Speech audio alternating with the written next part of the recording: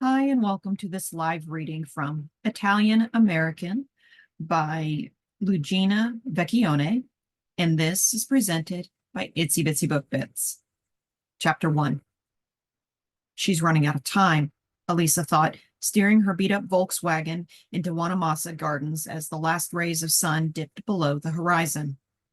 The streetlights flickered alive, casting soft circles onto the sidewalk. She drove up Darlene Avenue, passing ranch-style houses with expansive grassy lawns, then turned down Interlaken Avenue. As she pulled up to her childhood home, a familiar sadness settled in her chest.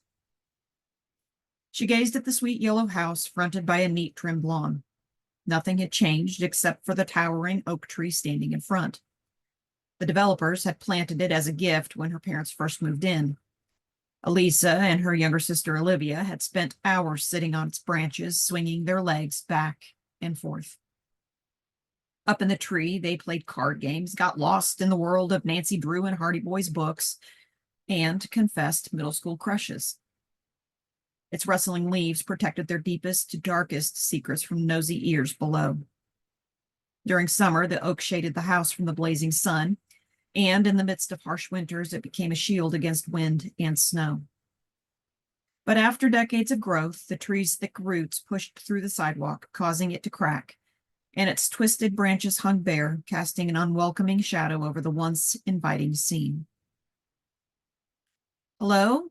Mama," Elisa called out as she entered the house. The aroma of simmering tomato sauce overwhelmed her. For a second, she imagined her mother standing at the stove in her red checkered apron, sprinkling basil and oregano into the pot. But then she remembered. Olivia popped her head out of the kitchen. "Hey, sissy, filming again?" "Liv, I didn't know you were here." "Joey dropped me off an hour ago," Olivia said, wiping her hands on a dish towel. "No Sharon today." "Is something wrong?" "Nah, just a cold." Sharon was the helper they'd insisted on getting after their father died. Although she resisted, Elisa was able to convince their mother that she could use the help, but she only agreed if it was on her terms. In the beginning, she kept Sharon at arm's length. The woman spent 9 a.m. to 5 p.m. cooking, cleaning, doing the shopping, and ironing the laundry without a word from her charge.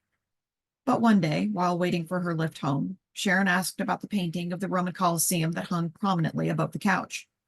Sharon told Elisa how her mother's eyes lit up while she recounted meeting her love for the first time in the arena, then explained that after he returned from the war, art had been therapeutic, and he created the painting from memory. After that exchange, Sharon showed interest in the other paintings peppered around the house. She recalled to the sisters how lovingly their mother described each one and how her expressive face told their story as much as her words. As they grew close, Elisa took advantage of the situation. She asked Sharon to figure out a way to get her mother back into the kitchen. After moving to America, cooking had been the one thing that helped her connect to her roots. Without her husband around, she hadn't seen the point in cooking for herself. But once Sharon asked about a few recipes, their mother agreed to teach her. Her weathered hands skillfully kneaded dough, then fed it through the pasta maker until it was almost transparent. She cut tomatoes, onions, and basil for sauce, stuffed artichokes with butter and breadcrumbs, and layered noodles with bechamel sauce and sausage to make lasagna. After a few years, when arthritis settled into her joints, Sharon was ready to take over. "Who is here?" A feeble voice drifted down the stairs. "It's me, Mama. I'll be right up." "Who?" "Me, Ellie." "Ah, okay. I'll be up in a sec," Lisa said. She joined Olivia in the kitchen, making a beeline for the large pot of red sauce gently bubbling on the stove. She dipped a wooden spoon in and tasted it. Just like Mama's. But why are you making sauce?" "The doctor said acid isn't good for her stomach." "Calm down." Olivia waved her away. "The sauce is for me. I make it here because the smell brings her back to, happier times." She pointed to a smaller pot of broth as it came to a boil on the front burner. "The soup is for Mama." She's forgetting more and more. Today, it took her a few minutes to remember the kids' names. I was showing her pictures from Matthew's graduation. She had a hard time understanding why she should be interested in someone she didn't know, Olivia said, punctuating her disappointment with a sigh. Elisa pointed to her camera bag. That's exactly why I started this project. It's still jarring seeing her like that. Olivia stirred a handful of pastina into the broth. The water bubbled up, then settled. As they waited for the soup to cook, a clock chimed 6 p.m., then another, then a cuckoo clock tweeted. Ever since their father died, their mother was preoccupied with the little bird that chirped the time.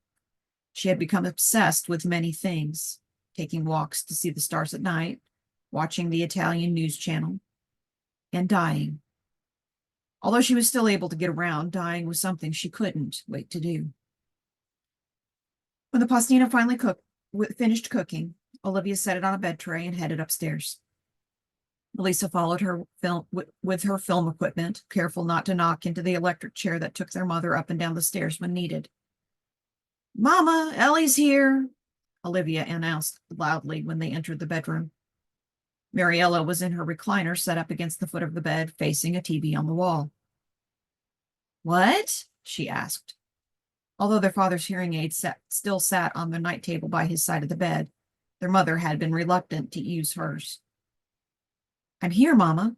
Elisa gave her a kiss, then unpacked her camera bag as Olivia set up the TV table for lunch. Mariella squinted so she could focus her tired eyes on her eldest daughter. "Hello, Tesoro. Come, sit by me." She patted the recliners next to hers that had sat empty for years, a solemn reminder of what once was. "Just a moment, Mama. Let me get my tripod centered." "What is that for?" Mariella asked, watching Elisa make adjustments until the tripod sat squarely in front of her. "Mama, you remember Ellie filming you, don't you?" Olivia asked. "Yeah, Mama. Remember you were going to tell me about when you arrived here in America?" Confusion etched wrinkles into Mariella's forehead, but she relaxed when she glimpsed the painting on the wall across from her. The girls had ordered it online for their parents' 50th anniversary.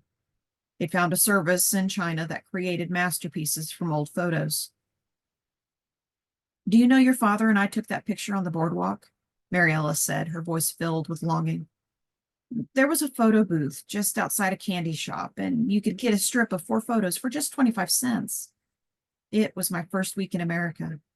Everything felt so new. I was so hopeful." Her voice trailed off. "I can't imagine what it was like for you," Elisa said.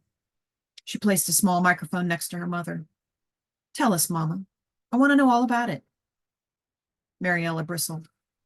"Let me tell you about when your father and I met. Right after the war, the Americans came in like angels and saved us from those evil German soldiers. I was selling postcards at the Coliseum." Elisa exchanged a knowing glance with her sister. They had heard the story so many times it was family lore. They couldn't understand why their mother avoided discussing those initial years living in America. Mariella pointed to a framed canvas above her bed, Piazza Navona, and its 3 magnificent fountains painted in great detail onto it. "That is one of your father's creations." "Yes, Mama, we know," Olivia said gently. "And he did the one of the Coliseum in the living room and the one of Piazza d'Espagna in the dining room. I love that one." Elisa reached out and touched her mother's arm. "We've already filmed you talking about how you and Papa met. Don't you remember? I filmed you last week." Slumping back in her chair, Mariella waved the soup away. "I do not think I can eat. My stomach is a little funny." Olivia hesitated a moment. Her mother hadn't been eating much lately, blaming her funny stomach. But she knew she couldn't force her to eat either. She took it back to the kitchen. When she returned, her mother's demeanor had changed. "You know," Mariella began, a slight twinkle in her eyes, "I had such expectations of America. With everything I saw in the movies, I just thought it would be so easy. But nothing ever is it?" Sighing, she gazed at the withering oak right outside her window. She had told her daughters how the tree always felt like a promise of hope with each year it grew, marking not only its own life, but the lives of their family. Now, with its cracked bark and brown leaves, Elisa wondered if her mother felt like her beginning was coming to an end. "No, it is never easy, but," she continued, "would never have had the 2 of you beautiful girls if I did not come. And I would never have had the love of such a wonderful man." She blew a kiss to the painting. I bet leaving your family was tough. Elisa prodded for more. With a dramatic sigh, Mariella nodded. I would not wish that pain on anyone else. Of course, now you have your Skype and face nonsense, but back then all we had was airmail and our monthly calls. Not enough. Never enough, especially when things happen. Caught up in her memories, Mariella's voice drifted off once more. What was it I was talking about? Olivia patted her mother's arm.